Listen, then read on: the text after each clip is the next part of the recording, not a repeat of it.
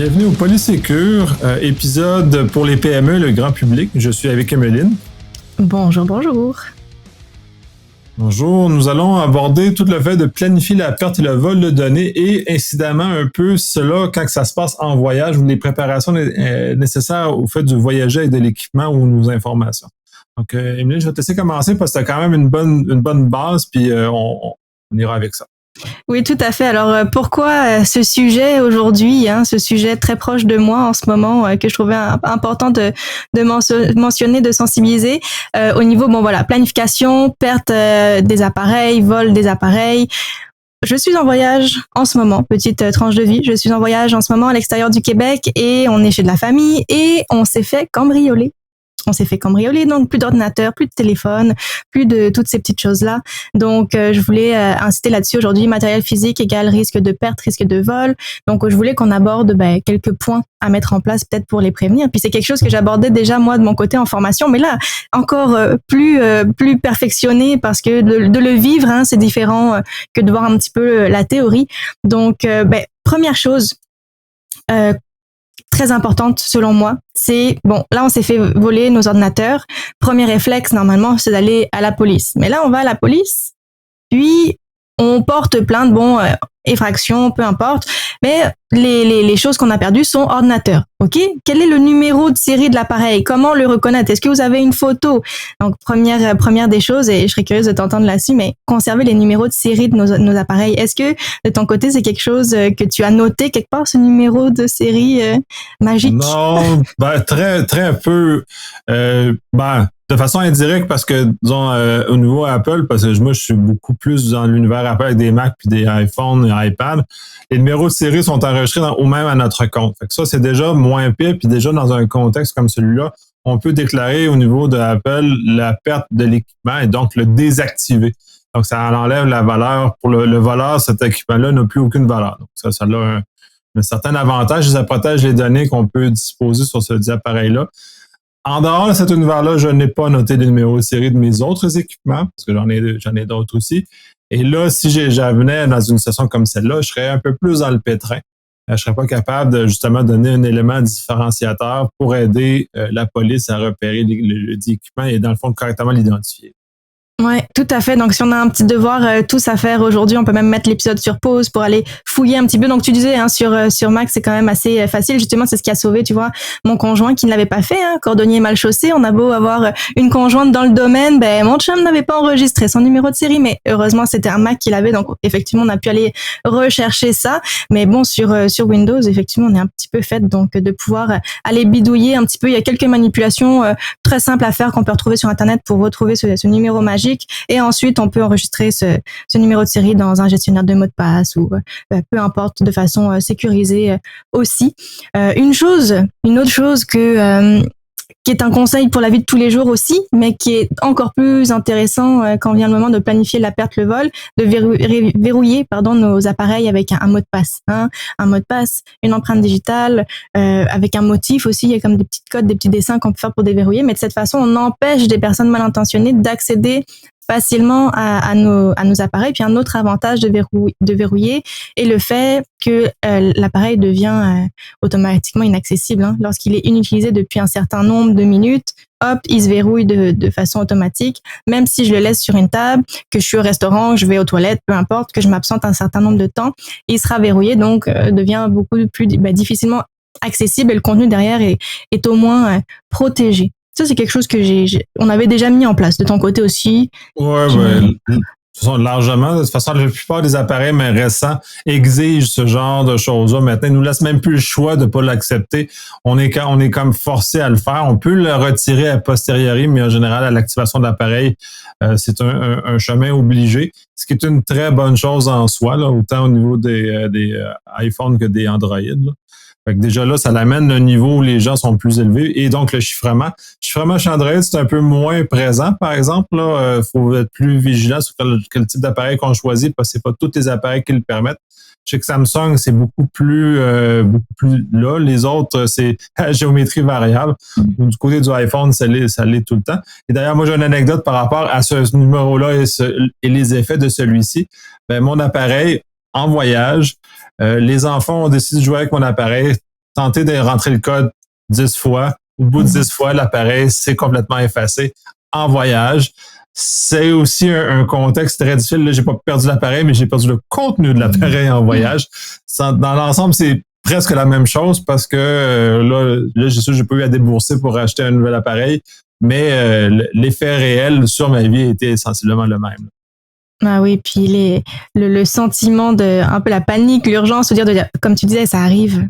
On est en voyage, donc pas accès à toutes les choses, pas accès nécessairement à Internet au moment où on le voudrait, peu importe. Donc oui, beaucoup d'émotions et beaucoup d'imprévus à gérer. Au même titre, hein, tu l'as mentionné tantôt au niveau de la géolocalisation, donc de pouvoir configurer sur nos appareils la géolocalisation, l'effacement des données à distance, ça nous permet de tout simplement géolocaliser la position de l'appareil, voire d'effacer les données à distance. Ça, pareil, comme tu mentionnais, bon, avec Mac, c'est quand même assez facile, assez straightforward. Pour Windows, encore une fois, c'est quelque chose à activer, donc avec son compte Microsoft, de relier son appareil, mais c'est quelque chose qui est possible aussi. Puis, bon, la distinction, nous, pour l'avoir vécu, c'est que, bon, même si on n'a plus l'appareil entre nos mains, on a activé la géolocalisation, mais tant que l'appareil reste hors ligne, tant que l'appareil reste éteint ou peu importe, il n'est pas connecté à Internet, ça donne pas grand-chose, tu vois. Là, à ce niveau-là, nous, ça va pas donner grand-chose. Est-ce que tu as de l'expérience vécue par rapport à ça? Pour un ordinateur, effectivement, du moment que tant qu'il se branche pas, on n'a aucun pouvoir de le rattraper. Heureusement, de l'autre côté, les appareils mobiles, comme la plupart, sont cellulaires, même s'ils disparaissent, on a le pouvoir de les rattraper. Ou en tout cas, du moins, délocaliser, ce qui peut aider les travaux, l'enquête de police, c'est justement d'aller retrouver l'appareil et d'appréhender le cambrioleur ou le malveillant qui a voulu nous créer des soucis. Mais non, au niveau des appareils, mais ensuite, comme on est dans un univers Wi-Fi, puis il faut ouvrir l'ordinateur, généralement protégé par un mot de passe pour activer du Wi-Fi. C'est peu probable qu'on le voit réapparaître, à moins que la personne veuille vraiment faire un effort particulier. Ou si la personne décide de rentrer en mode recovery, en tout cas pour les Macs du moins, qui vont là être capables d'aller justement aller se brancher avec un Wi-Fi. Et de ce moment-là, il va aller s'identifier chez Apple et la déclaration de vol va venir verrouiller l'appareil. J'ai déjà fait le test sur un Mac. Ça verrouille l'appareil, ça le rend, ça le brique. On est littéralement plus capable de rien faire avec l'appareil du moment qui a été verrouillé comme ça. Puis ça se verrouille très violemment, fait que tu n'es pas capable de rien faire si tu le déverrouilles pas. Tu n'es pas capable de l'effacer, tu n'es pas capable de absolument rien faire. Ça là, pour la protection des données, c'est merveilleux. Ça le localise, oui, mais pour les laptops moyens, puis chez certains clients, j'ai vu qu'il y avait des services spécialisés qui ont un coût, par exemple, associé à ça, qui permettent d'arriver à ce genre de localisation-là. On va pouvoir réutiliser plus dans l'univers Windows, qui justement est un peu moins intégré avec ce genre de choses. Intégré et intuitif aussi, peut-être même, j'ajouterais. Puis, c'est un autre point au niveau des sauvegardes. On perd notre ordinateur, puis là, on perd un peu toute notre vie si on n'a pas d'autres sauvegardes. Hein. Donc, sauvegarder nos données le plus régulièrement possible. Si on est en voyage, je sais pas quel est ton point de vue par rapport à ça, mais admettons, j'ai un disque dur externe. De mon côté, mon habitude va être, avant mon voyage, de faire une dernière sauvegarde, puis de le laisser à la maison, de le laisser en lieu sûr, de pas prendre le risque de se le faire voler encore en plus. Donc, éviter la perte de temps, faire des sauvegardes régulièrement, faire une sauvegarde avant de partir, utiliser des solutions infonuagiques aussi. On peut toujours récupérer nos fichiers et un plus récent backup. Puis, je pense que c'est ça le plus gros point. Quand on était sur un travail en cours, puis là, on perd le contenu de ce travail-là, c'est très déprimant, très fatigant aussi de dire qu'on doit tout recommencer. Donc, au niveau de la valeur de notre temps aussi. Oui, absolument. Puis moi, je vais sur ma stratégie, je suis pas sur un disque dur externe, j'ai plus soit c'est partiellement infonuagique, c'est partiellement sur des équipements que j'ai à la maison. Donc, puis j'ai très peu de données qui sont physiquement sur ma machine. Donc, si j'en perds, le dommage que je vais avoir va être minime, voire inexistant. Donc, à ce moment-là, je me sors de ça. Puis par plusieurs fois dans ma vie, j'ai rencontré des problèmes avec l'ordinateur qui meurt de façon inopinée et où je me suis même trouvé dans un cas où j'avais perdu la clé de chiffrement du disque. Fait que j'ai perdu le disque. Fait que pour une raison obscure, j'avais pas réussi à remonter. Fait que à ce moment-là, je suis dans une situation à avoir perdu l'ensemble des données de ma machine de l'époque à ce moment-là. Mais comme je me tiens pas peu ou pas de données, puis plus ces expériences-là m'emmenaient à m'en maintenir encore moins, justement, pour m'éviter toutes ces problématiques-là. Parce que, bon, bref, c'est pas agréable. Donc ça, je me mets à l'abri de ça. J'utilise entre autres Dropbox pour une partie de mes données. Mais je mets un box scriptor par-dessus, justement, pour ajouter du chiffrement par un certain nombre de mes données qui sont là. Il y en a qui sont, tant qu'à moi, triviales. Fait que c'est pas très grave si le gouvernement américain a un mandat, il va aller voir dans mes données. Par contre, il y en a de mes données de mes clients, par exemple, qui peuvent se retrouver là-dessus. Pas les données du client lui-même, mais les métadonnées, c'est-à-dire mes facturations, puis ainsi de suite, vont se retrouver sur ce genre de choses-là. Donc, eux vont être chiffrés, justement, parce que je veux pas que cette méta-information-là devienne accessible à des tiers qui sont à l'extérieur. Puis, à la limite, ça me protège moi-même contre des problèmes des erreurs de manipulation où, par erreur, j'aurais ouvert des droits d'accès sur ces choses-là. Le chiffrement vient m'assurer de couvrir ce genre de choses-là. Effectivement, parce que de toute façon, l'erreur humaine existe et persiste. Donc, autant se donner des moyens pour éviter que certaines petites choses arrivent, des oublis ou des moments de fatigue ou de stress, peu importe. Puis, en lien avec les sauvegardes aussi, je voulais avoir ton point de vue par rapport à quelque chose que j'avais pas du tout pensé nécessairement avant. Mais quand tu te retrouves à perdre ton ordi, tu te retrouves à perdre ton téléphone mobile et que là, tu te retrouves donc à perdre toutes tes applications génératrices de code pour ton double facteur d'authentification.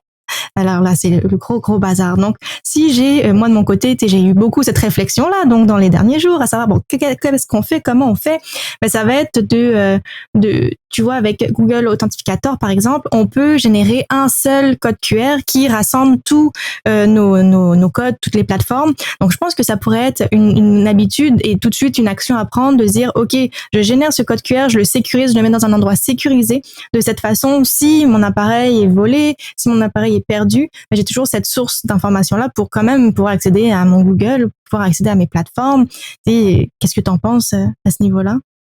Oui, ben c'est un espace d'inquiétude assez grand.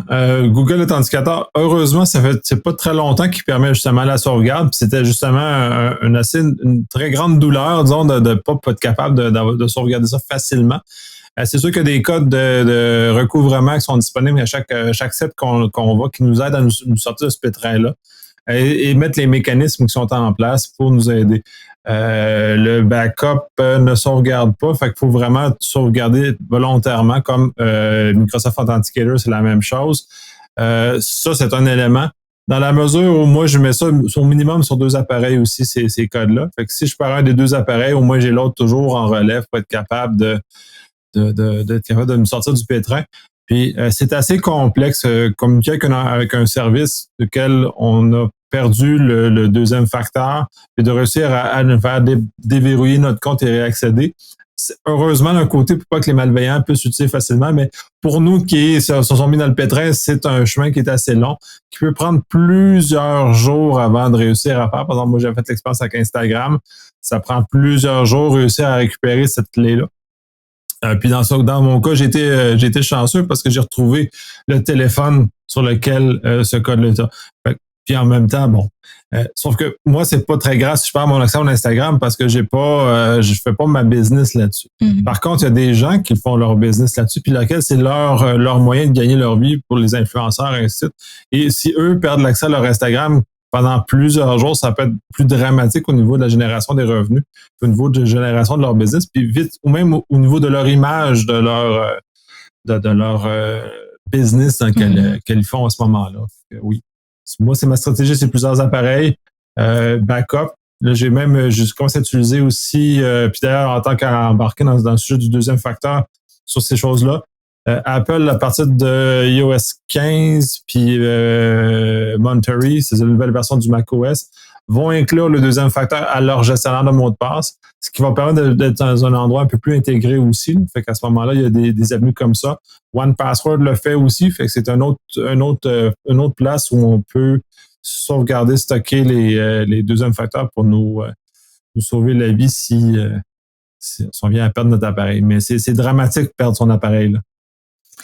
Oui, beaucoup de gestion. C'est pour ça qu'il est important de le planifier et pour ça, je pense qu'on en parle aujourd'hui parce que c'est tout plein d'émotions qu'on se serait passé de vivre très certainement. Puis mon dernier point, et tu l'as mentionné justement, ce serait au niveau du chiffrement. Donc, chiffrer nos fichiers, les données les plus sensibles. Donc en les chiffrant, on empêche quiconque d'y accéder. Donc même si mon ordi se fait retrouver et puis qu'il y a des dossiers dedans, et que j'ai pas de mot de passe, si on worst case, mais ces données-là vont être chiffrées, donc c'est à mon avis une très bonne façon de faire. D'ailleurs, c'est quelque chose que je vais recommander plus, même au niveau des dossiers qu'on archive, qu'on consulte pas tous les jours ou à toutes les semaines, de mettre une couche de chiffrement comme ça.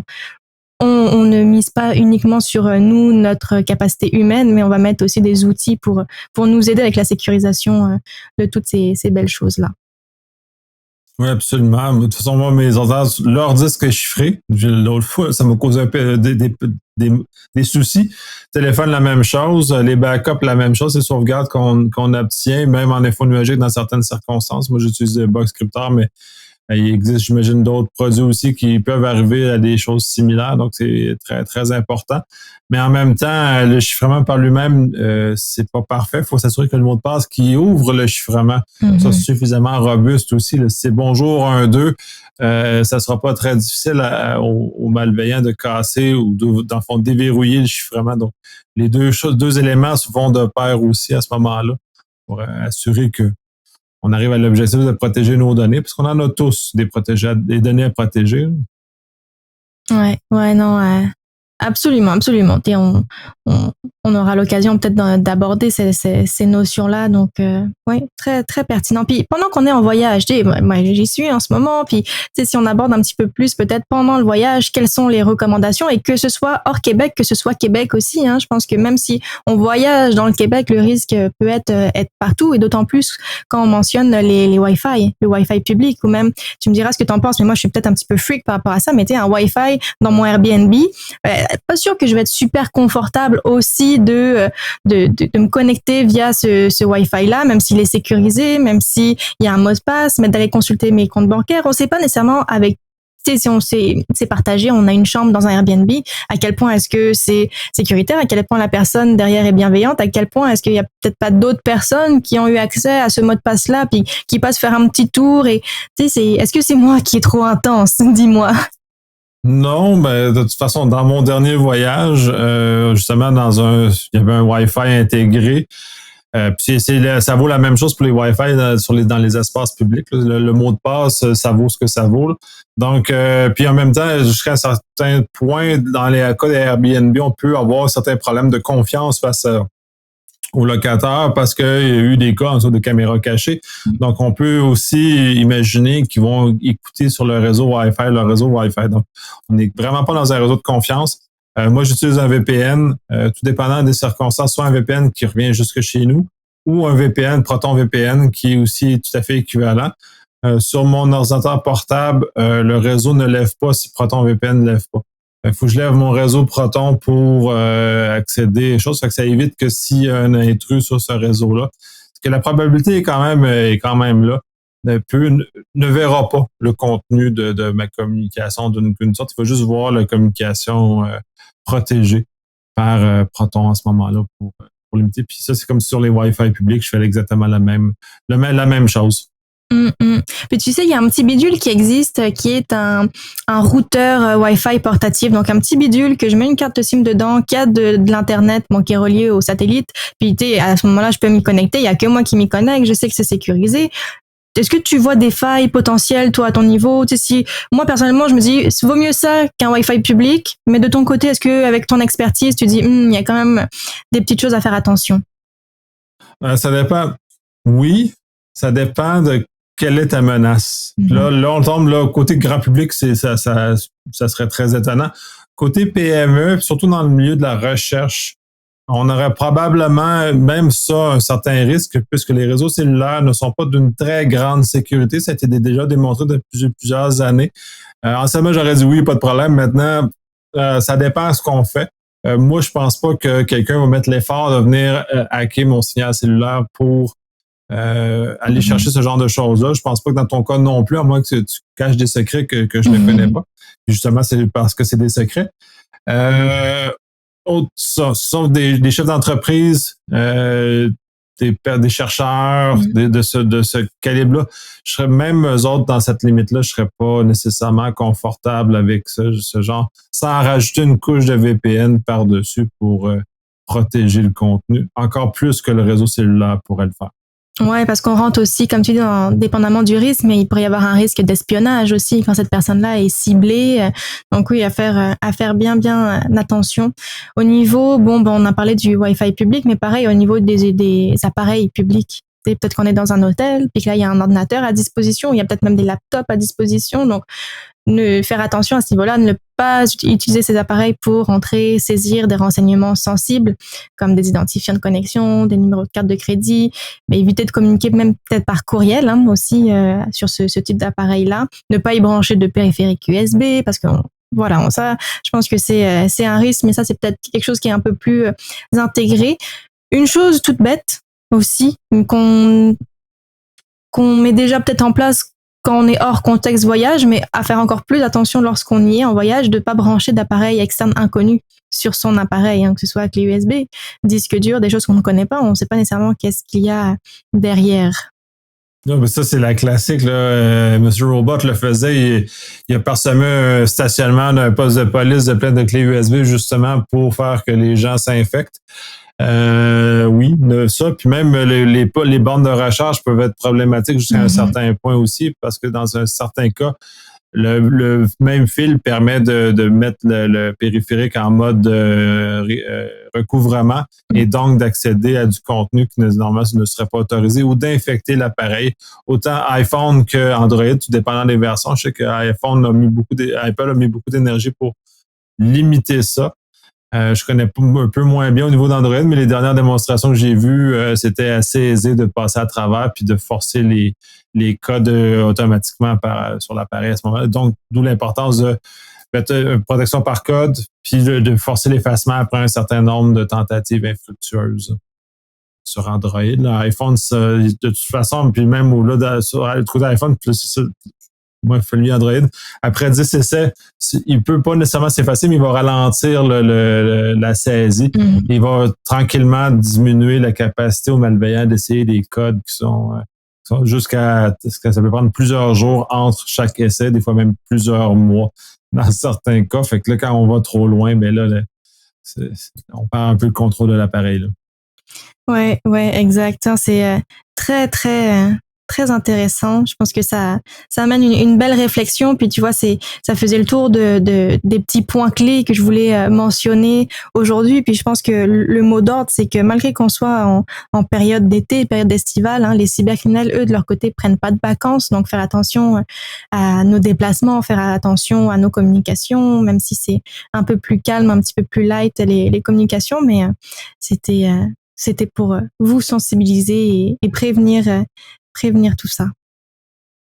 Prévenir le malheur, c'est en cas de perte, au moins d'être capable de remonter rapidement. Là. J'espère que dans votre cas, ça va se rétablir rapidement. Là. Même si je pense que vous êtes plusieurs, fait que vous êtes capable de vous entraider. Quand on est plus seul en voyage, c'est un contexte qui est un peu plus difficile. Puis justement, il faut s'y préparer correctement. Là. On s'en rend peut-être pas tout à fait compte, mais notre cellulaire maintenant est rendu tellement personnel, c'est pratiquement pire que de perdre ses cartes d'identité là, si on perd notre téléphone, puisqu'on est tout notre savoir est là-dedans, là, tous nos contacts, toutes nos informations. Et comme toutes nos informations, on oublie les numéros de téléphone des gens. Avant, dans l'ancien temps, on les apprenait par cœur. Maintenant, on laisse notre téléphone gérer tout ça. Là. Je connais très, très peu de numéros de téléphone par cœur, donc je serais un peu dans le pétrin s'il fallait que je me retrouve dans cette situation-là maintenant. Ok, oui, mais oui. La planification de la perte du vol des appareils, c'est plate, mais c'est important parce qu'il vaut mieux prévenir que guérir. Puis, je pense que c'est ça le mot d'ordre de toute façon à chaque fois, c'est d'être le plus préparé possible à un événement de façon à ce que quand ça arrive, parce que ça nous arrivera un jour malheureusement, mais on soit le mieux préparé et qu'on puisse se revirer de bord et se remettre sur pied le plus rapidement possible. avec le moins de tracas possible. Merci beaucoup. Très bel épisode encore une fois. J'espère que vous allez justement vous mettre à pied d'œuvre. Moi, j'allais collecter mes numéros de série sur les appareils qui sont pas faits déjà. Fait que j'allais faire mes devoirs. Quand on est mal chaussé, on est toujours un peu je dirais qu'en cyber, les gens sont parfois un peu plus négligents parce qu'ils pensent qu'ils ont des meilleurs réflexes que le commun des mortels. Puis c'est pas tout le temps le cas, puisqu'on peut se faire avoir comme les autres. Puis les malveillants sont de plus en plus sophistiqués, fait qu'on n'est pas plus à l'abri. Là. Tout à fait. Mais sur ces belles paroles, hein, un excellent été. Puis on aura l'occasion de se reparler très rapidement. Ouais.